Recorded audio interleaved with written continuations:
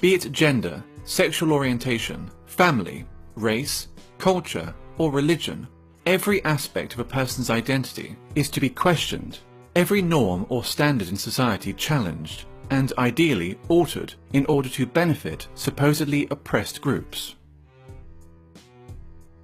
Classical Marxism saw class conflict as occurring between the bourgeoisie and the proletariat, between the haves and the have-nots.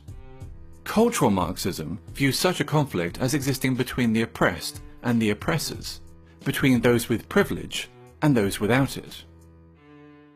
The working class has been replaced by minorities. Majority groups are typically defined as privileged and oppressive, with minority groups accordingly labelled underprivileged and oppressed. Heterosexuals are oppressive, cisgender people are oppressive, whites are oppressive, especially white men, Christians are oppressive. Those that do not fit into these groups are thus considered oppressed.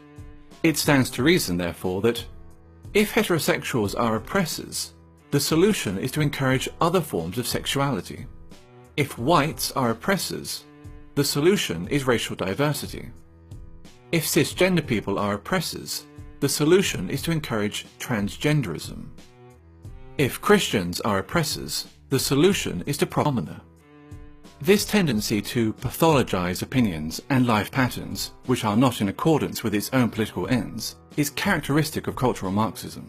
Differing views are thus described as irrational fears or phobias.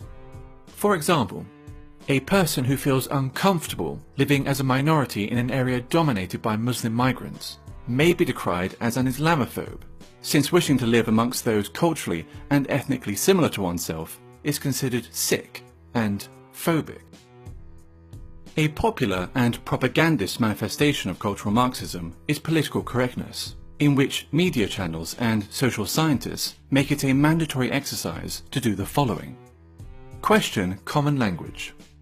Illegal immigrants, for example, are to be referred to as undocumented migrants, while ethnic discrimination is referred to as affirmative action.